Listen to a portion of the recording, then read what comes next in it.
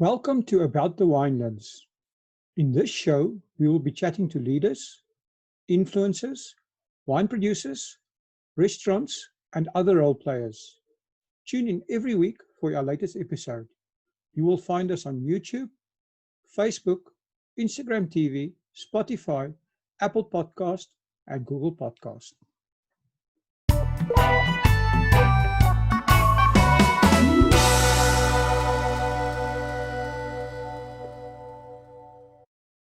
Good day, everyone, and welcome back to About the Winelands. Today, I'm talking to Colyn Truter. Colyn is the chairman of Cape Site Specific.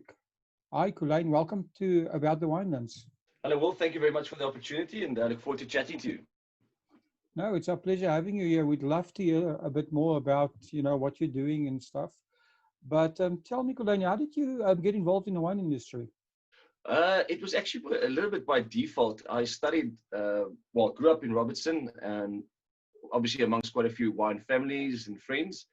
Went to Stellenbosch, studied marketing, and then I went to play rugby in Canada and New Zealand over the course of about 2 years, and came back to South Africa. And my mother was the accountant at Robertson Winery at that stage, so I kind of got familiar with their marketing manager, which was Johan Meisner at that during that time. And when I came back from New Zealand, I thought, well, okay, I could try another stint of going overseas and live a student life, I would say. And I came across Wine.co on their classifieds, and there was a position for a bulk wine company called Wine Trader at that stage. And long story short, I started working for them in September of 2004. And that was basically the introduction for me into the wine business back then. Wow, interesting. And so you worked at them for how long? I was with the bulk wine for luckily not too long, probably about 4 months. At that stage in 2000, I think it was December 2004, I was approached by Kobus Burger from Rietvallei Wine Estate in Robertson. I knew the family quite well, and they broke away from the Distillers Corporation of Stellenbosch Farmers in those days, 2003. They were part of the Bergkeller portfolio. So they were although they were quite an old brand, were quite new in doing their own marketing. And so I was quite lucky to, at a very young age, start a position of looking after brand's marketing and sales. So I started with them in February 2005. So that would be the first proper, let's call it proper marketing and sales job in the wine industry.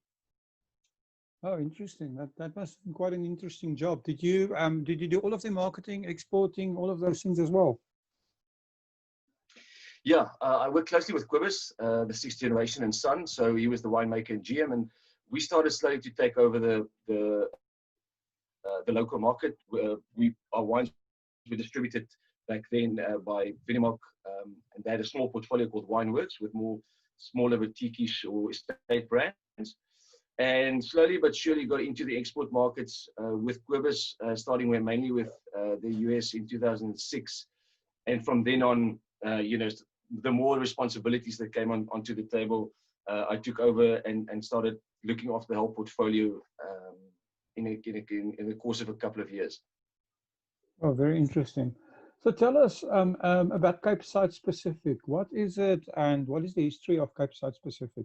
So I guess the passion for site-specific terroir-driven wines with a sense of place, which kind of encapsulates what Cape Site Specific stands for today, started back then when I worked with a family property and realized the difference between people literally living off the land in their own production rather than just a commercial brand or corporate brand that buys in bulk and has a distribution line and financial backing, and kind of planted the seed for me to say, well, okay, how do we communicate and educate the consumer of what the difference is between call it an estate wine or a site-specific wine compared to a normal, commercial brand on the local retailer shelf.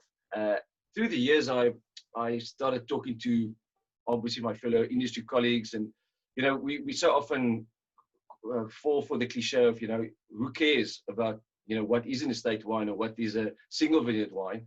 And I've always said, if we don't care about it as producers, then obviously the consumer don't have to care. And then in 2011, end of 2011, I started my own business. The I guess the focus at that stage was to help smaller boutique brands or private producers with their marketing and sales, because quite a few of them don't have the financial means to appoint a full-time marketing and salesperson. And then with the focus on Cape Wine 2018, I started talking to a friend of mine, Willem Pinaar, who's at Hermanus Pietersfontein, and Johan Fourie, who's at Benguela Cove, both coming from Distel and KWV backgrounds, so coming from a more corporate structure.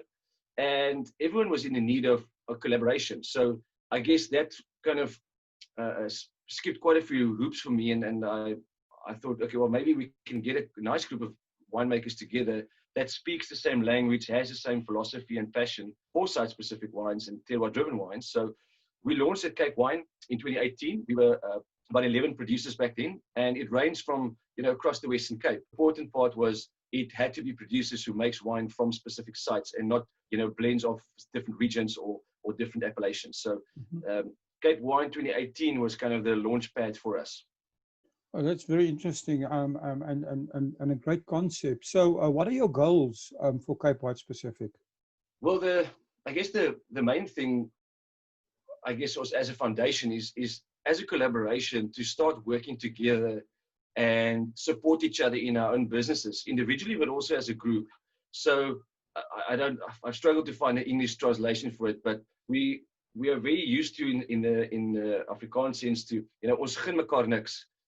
You see your neighbor as your competitor, you see the brand next to you as a competitor, and stealing your time in the sun, which is so false, because all of us are in the wine industry competing with other liquor brands, not each other. Yes, there will always be a kind of a competitive edge towards regions or wine styles, etc. But the foundation for us is, as a collective, to work together with people who share the same sentiments, the same mindset, and find that synergy for us. And that was really important. So the first thing was have a group that wants to work together rather than against each other, and then have a local and international kind of footprint and plan. And that was to really educate from top to bottom. None of us has the budget to have huge consumer campaigns, but the feeling is that if we can sit with the right sommeliers, the wine shop owners, top restaurants, good importers in other countries, we need to educate them on what the difference is and what the difference is in our appellation system in South Africa, because they're the guys that influence the immediate market around them. So we've focused on quite a few events the last couple of years. But the goal is, in the end, to help each other to grow our business and put a limelight on what it means to produce site-specific wines. And not that the Chardonnay from my area is better than yours, but why it's different. And it's a big educational process and platform for all of us. Yeah, it sounds like a lot of work. So Cape specific then. How do you actually help how does it benefit your members, and how do you help them, or assist them with getting their wine to market? Yeah, you're right in saying it's quite a lot of work. Winemakers are not necessarily the best communicators, so it's sometimes quite tough to communicate with them and kind of speed up things. But the important part is, I'm the non-winemaker in the group, obviously being the brainchild behind it, but also from a marketing background. So I look after the daily running of Cape Site specific, and kind of look for opportunities and soundboard with my members about where we should go, who we should talk to, etc. So the benefit for the member is really to be part of a collective, and it's not just about sharing cost of a standard Cape wine. It's not just sharing the cost of, hey, we've got a table at Provine, so we can share the cost of being together. It's more important of sharing the knowledge and expertise amongst each other. And obviously the long-term goal for all of us is to start growing our business together in the export markets, but also locally. To give you a simple example, and I can't elaborate on the names yet, but we're in discussion and kind of in the last phase of working with a new agent for Gauteng, where 7 of our members who's not currently properly represented up there will form part of the South African portfolio. So that is kind of the long-term dream goal, is to form part of portfolios in local and export market agencies. Again, when we travel together, to speak the same language and help each other out. I've been representing the group at quite a few international tastings in the last 2 years, where we select 5 themes from, let's call it Chardonnay, Bordeaux blends, Pinotage, etc. And each member has a wine in a flight, but it's literally just whether I stand there with the winemaker and we talk about the collective. We all stand there with the same mindset and same support system. So the benefit, I would say, for the members are to be a part of something. It's if you've ever played team sports, it's always that's kind of, I belong to something and someone, and that's really, I guess, the more emotional part about it. But yeah, the benefit is really just to help each other in growing our business and look for opportunities where, if someone approaches me for a really good quality Chenin Blanc, but I don't have it, I'd rather pass it on to one of our members and say, hey, Donnie or Ati, do you have something for this guy, because I don't, rather than trying to do it ourselves, as we've seen so many times in the past. So tell me, Colyn, if somebody's sitting there, a wine producer, and is thinking this is a great idea, and are you guys open to accept more members? And if people are interested, how do they get hold of you? How did they approach you to become part of it? And what are the criteria? So, as I said, initially we were a group of friends mainly, and people who knew each other, and obviously looked for someone that fits the mold of what we stand for.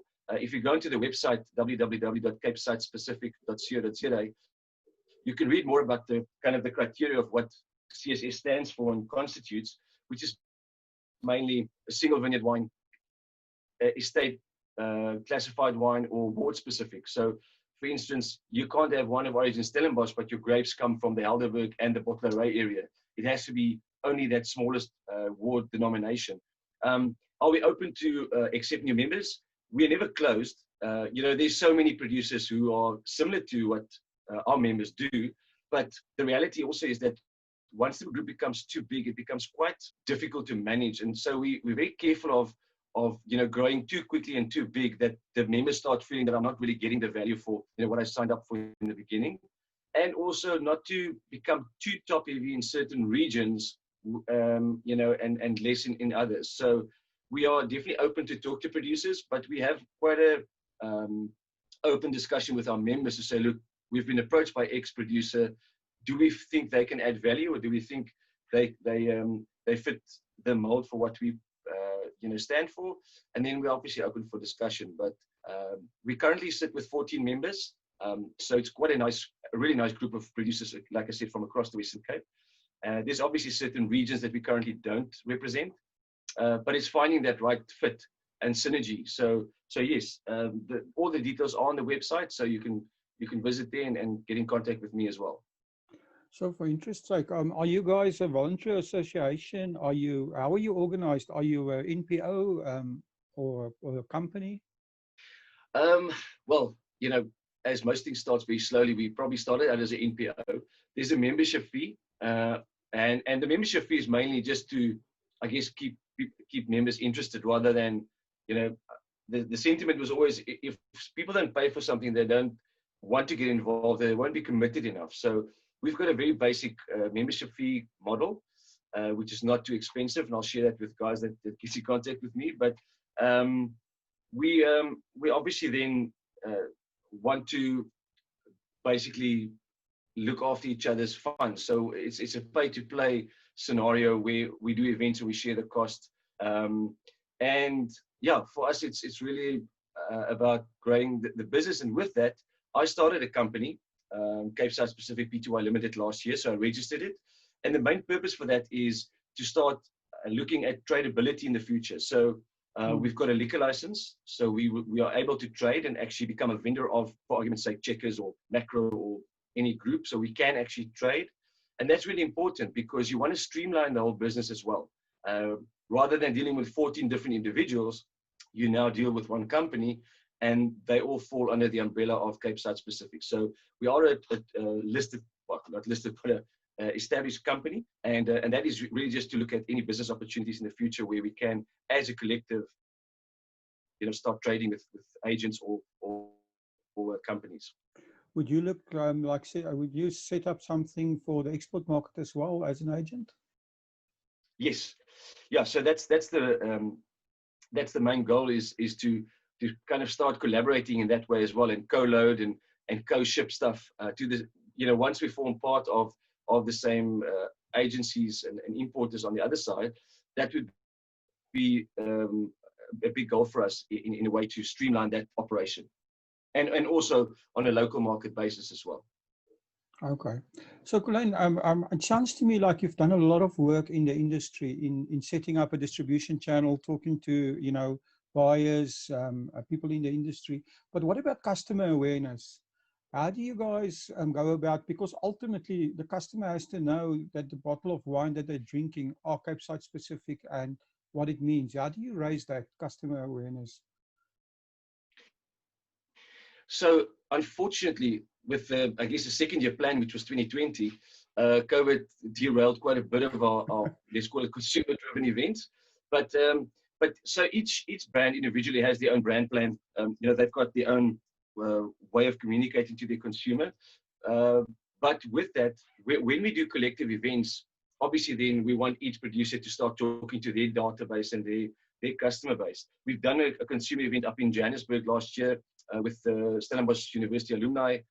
The plan was this year to do a Cape Town, Durban and Joburg event and invite trade and consumers. So that's kind of the first avenue. The second is obviously to use our social media platforms and whatever we can to post. And I created some videos earlier during COVID when people were still keen on watching, all these podcast videos and virtual tastings, etc. But like I said earlier, for us, the consumer connection and education will start once we can actually actively engage with them. For us, it really is important to start talking to the influencers at the top, which would be your restaurant owners, your sommeliers, your wine shop owners, because again, they're the guys that the consumer comes to for advice, and they're the influencer that we need on our side to say, hey, I know you're like Chardonnay, why don't you try this from X producer, from this in the small single vineyard, etc., and kind of do it that way. So the consumer awareness is kind of phase, I guess I could call it phase 2, but it is very important to us because in the end, the consumer needs to understand what the difference is, like I said earlier, between the different brands and appellations and I guess production ways. I think my question is, if I'm a consumer, I'm standing in buying a bottle of wine and I want to know if it's Cape specific. Also, is the wine branded somehow? Is there a label on it? If not, is there something that's going to happen in the future? How are you guys looking at branding? Okay, so yeah, I probably misunderstood your question in the beginning. Yes, no, it's fine because it's all part of it, right? So it's very interesting to me. Well, Andre Morgenthal and I have had quite a few meetings as well because the Old Wine Project has done amazing work to put an emphasis on what that means and kind of their philosophy and drive behind protecting and looking after old vineyards. And they've got a beautiful sticker and kind of classification on their bottles. It's definitely in a plan in the future. I think from a producer's point, people are sometimes very hesitant to just put anything on their bottle. Some guys, even though they enter competitions, don't even put their gold medals or whatever on their bottles. But yes, from a I guess awareness and standout point, it's definitely something we want to bring into each producer's packaging and kind of look and feel. Whether that would be a neck label or on the back label a little logo, something like that. It's definitely in the future. But we also have to be, I guess, cognizant of the fact that each producer has their own, I guess, emotion and drive behind why their packaging looks the way it looks, and also spatially what can fit into their back label or front label or bottle. But yes, it's in the pipeline, but nothing is confirmed as yet. So if customers are interested in ordering wines at the moment, can they order from Cape Specific or they order from the producer? And how do they order these wines? Yes, so we've worked with a company who's busy building our wine shop, which I'm hoping to have live in the next week. On You'll be able then to access it through the Cape Side Specific website, and there will be a wine shop with all the wines from each producer that you can purchase. And then what we also want to do in the future is to kind of pre-select mixed cases and theme cases around the different varieties and wine styles. So then you can buy 6 Chardonnays from 6 different producers and kind of taste through the lineup and see the difference. Same with other varieties. So we want to then offer mixed cases and kind of educational cases in the future as well. The wines are currently listed, I guess, informally on the website currently. So for those who want to go on, they can have a look.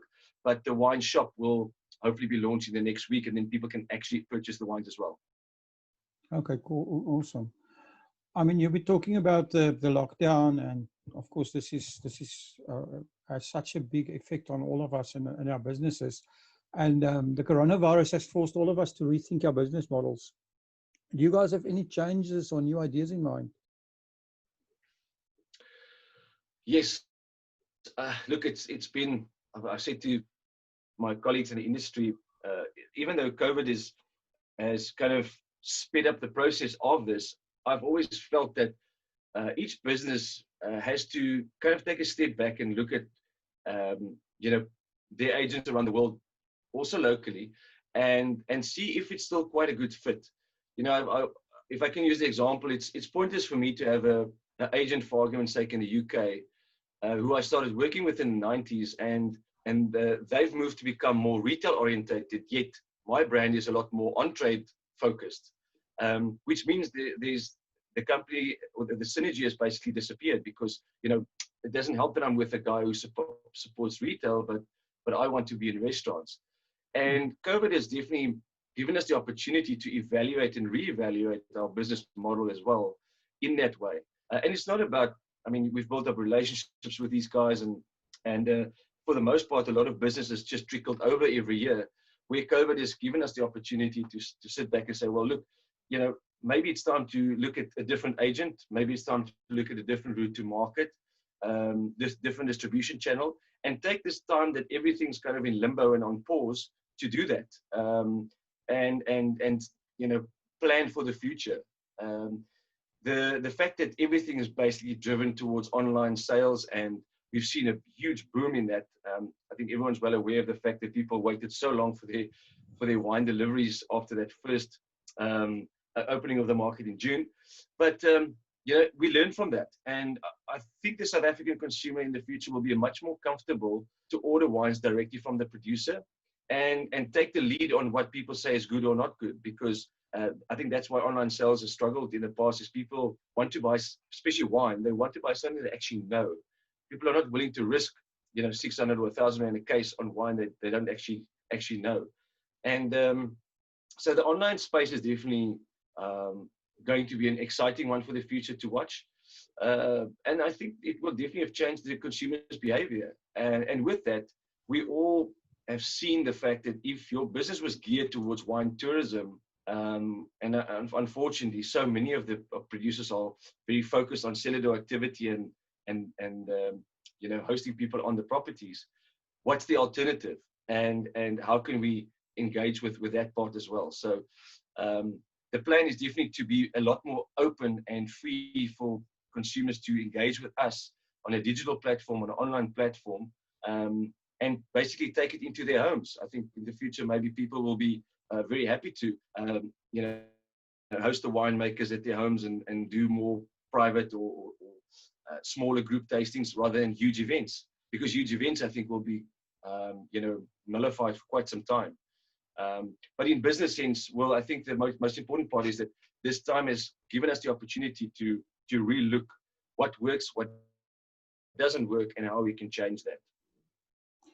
Well, it's very interesting to me. You're an expert in marketing, and you're right. I think direct to consumer is going to be a huge factor in South Africa for all products, not just wine. But then again, like you said, you guys are focused on the restaurant industry, and you want to get your wine through that channel. So my question is, do you think there's I haven't heard anybody talking about it, but maybe the internet is what we've learned from this, is that the internet is basically cutting out the middleman, and I think that's why it's important that you need to always, as a business, be talking to the consumer anyway, whether he's buying directly from you or not. But do you see a business platform, for instance, an online platform for restaurants, or even for international buyers, where currently it's such a middleman business, where international, say, supermarkets or whoever stocks wine shops will actually buy directly from the producers, order online instead of through an agency business? Yeah, you see that's almost a business conversation on its own, Yes. because unfortunately there's a lot of traditional channels and a way of doing business. For instance, recently there's huge articles, or quite a few articles about the US market and the three-tier system, which dates back to whenever. And why does there have to be three tiers in the system? And the same with the UK. I know quite a few UK supermarkets have started to trade directly with producers rather than working through importers, so they import their own product. But that's kind of, let's call it on the mass market side, or the bigger volume production side. From a I guess ease of business space, we've seen in locally the last 5 or 7 years the introduction of redistributors. So the restaurant buys everything from his Coca-Cola to his beer and wine from one redistributor, because then he looks after one account. Which obviously then put the let's call it the historical agent / distributor in quite a difficult spot, because they can't now supply the restaurant direct, because these guys want to buy from the redistributor. So there's already been quite a few changes recently regarding that. It's also up to the restaurateur, I guess, and the wine shop owner, in terms of where does the relationship lie? Does the relationship lie with the producer or with the representative coming past every week or every second week? And that's something that this industry, I think, sometimes undervalues, is relationships in a big way. We feel that everyone's replaceable, but I think the relationships that representatives build up with their clients is invaluable. And you can't always replace that, because there's always a human element to it. As much as we don't want to say, some people get along with each other and some people don't. So, and that's the human factor. So, so the online platform, yes, there's definitely a possibility. I am just not sure if most restaurants would, or not even just restaurants, but if businesses would look at that, because they've already kind of steered away from worrying about 10 different invoices, to working with someone that supplies me with everything on one invoice. So yeah, it's kind of an admin thing, but also, like I said, the relationship is going to be the driver in terms of where the client gets the product from. Well, it's interesting what you're saying, but I was just thinking while you are talking, another factor that might be turning this whole thing on its head. All the restaurants and stuff are having serious problems at the moment in terms of, they've got no income. So, I think anybody that steps up with a distribution system that can provide terms or finance might be able to take a big chunk of the market. Have you guys thought about anything in that direction? I know, I hear what you're saying about relationships and stuff like that, and sure, it's important. But ultimately, a business model that gives the guys access and also provides terms to them would be very attractive to any restaurant owner. Yeah, look, at this stage, it's such a sad environment that we live in, because as you would have seen in the news and social media and everywhere, restaurants can't survive just on food sales. No.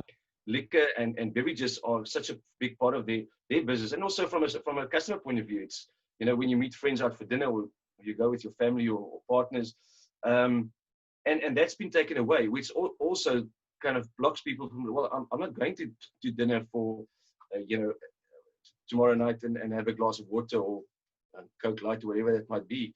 So unfortunately, that space is in such a difficult one at the moment because the on trade is in this, I guess, fighting within themselves as well in a way that, am I going to stay open? Is it worth opening or not? And we are partners in a big way, I guess, in normal times where, wine producers, a lot of wine producers are really dependent on them.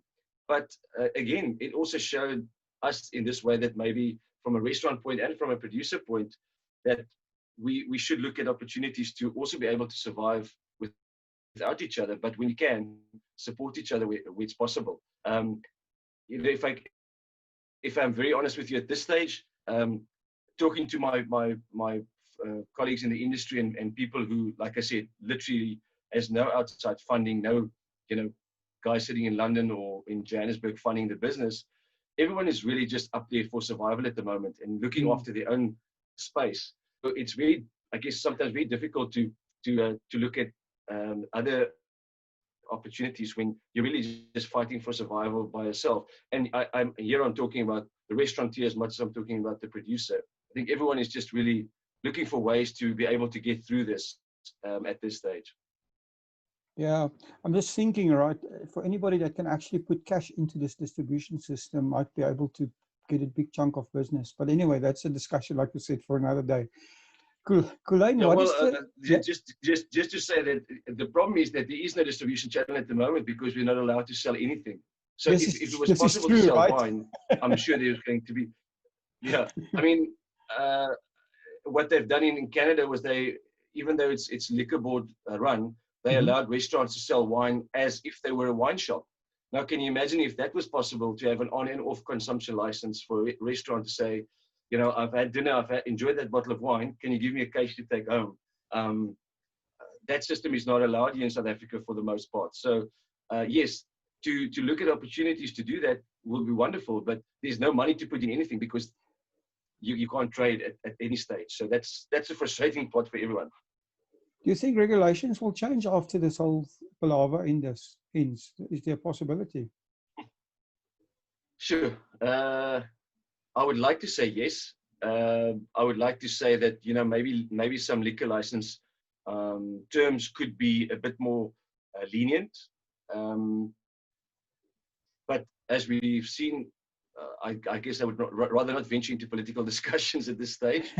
But it will be very difficult to change that. I mean, I guess it's the same as in America, where people have been fighting for lowering the drinking age from 21 to 18 or 19. It's never going to happen. And we can only hope that with what we've learned the last 6 months, that yes, the liquor boards, etc., and provincial governments will look at it and say, well, how can we support the smaller business to, like I said earlier, allow the guy to say, you are now allowed to have an on and off consumption license, but with these trading terms trading times, and support each other in that way, because it's an extra income stream for that restaurant and an on-trade place, which might be feasible in the future. Interesting. Colyn, what is the most important thing that you've learned from your wine journey? Look, I can probably give quite a few examples, but the one that always comes to mind is the wine industry is not an overnight business. People who came into the industry years ago and from different walks of life or different industries, you can't press a button and suddenly have a successful wine business. It just doesn't happen like that. When you look at the really successful brands like Kanonkop, with for me is probably in the top of what I would say represents South Africa and success from a family operation. But there's quite a few examples like that. It took them years, and it takes everyone years to get that credibility and I guess perceptual value. It doesn't happen overnight. And sadly, a lot of people think it's, again, if I could use a restaurant example, how difficult is it to flip a burger and make a pizza until you open a place and see what happens behind the doors of running cost and just the effort and money capital that you have to put into it. So yes, the one thing that I've learned very quickly was it's not an overnight business. It's not something that you just turn around in a couple of months. It takes years to be successful. It's amazing that you mentioned that, because I spoke to Kanonkop the other day, and they said exactly the same thing. And consistency, right, is the key. Yeah, They managed actually yeah, to have that consistent Kanonkop, let's put it, ethos in their wine, going through yes, all the winemakers, the 3 winemakers they've had so far. And they've, so if you drink a bottle of Kanonkop today, and you had one in the 80s, it would be the same bottle, it would be more or less the same yeah, wine, which is also the yeah. secret of the big French producers, right? Of the Bordeaux wines, is consistency. Yeah, I mean, it's not just the fact that they've done it for so long.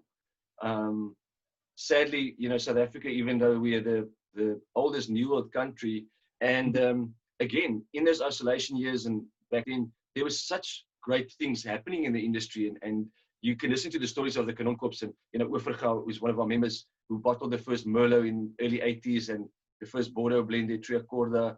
The Thelimas, who started in the mid 80s, late 80s, who's now again 30 plus years old, and then you sit with guys who've learned from the older generations, and kind of doing it themselves now, and learning from that. So yes, there's a reason why Bordeaux wines are and Burgundy wines are so sought after, and again, there will always be people that kind of wants to pull them down and say the quality is not there anymore, etc., and it's become commercial. But if you look at the facts, it will take us, quite a few producers, quite a few years to sell, wine at a 500 or 1,000 euros a bottle. But I'm sure we'll get there. I'm sure you'll get it maybe in your lifetime, yes. Can you give us your very own wine quote? Yeah. So when you send me the questions, I thought about it, and I could probably sit. I recently read Robert Mondavi's book that I bought on my trip there last year. Mm-hmm.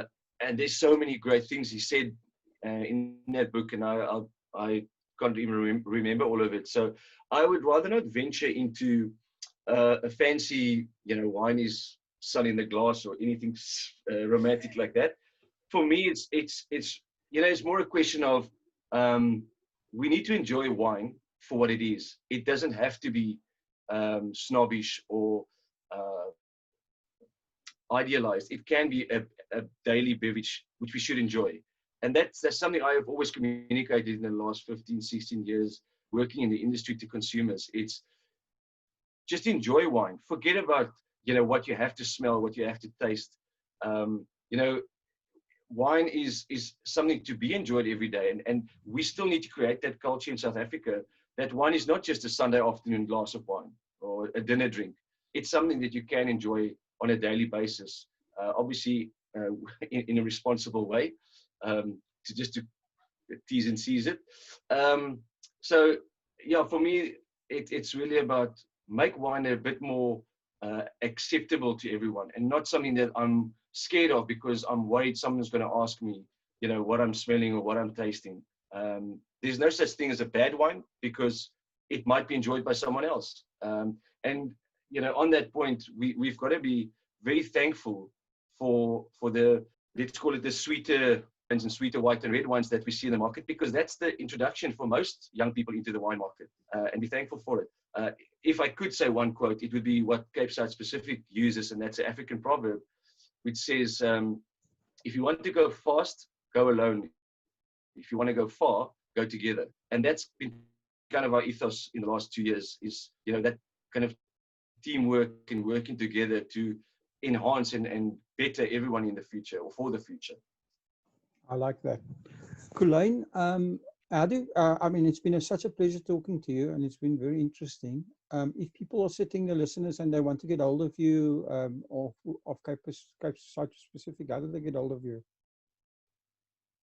Yeah, well, firstly, thank you very much for the opportunity, and it's really great to have this platform to also inform people a bit about what we do and what we stand for. And if they want to get in contact with me, they can email to info@capesidespecific.co.za, or you can visit the website at capesidespecific.co.za, and all the details are also on the website. And then on Instagram and Twitter, it's just Cape Side Specific. So follow us, and hopefully we can carry the conversation forward and keep educating people in a very informative way, but also a very important way. Again, it comes down to us understanding why certain wines taste different to others, and yeah, comes back to the whole story of sense of place and sense of belonging.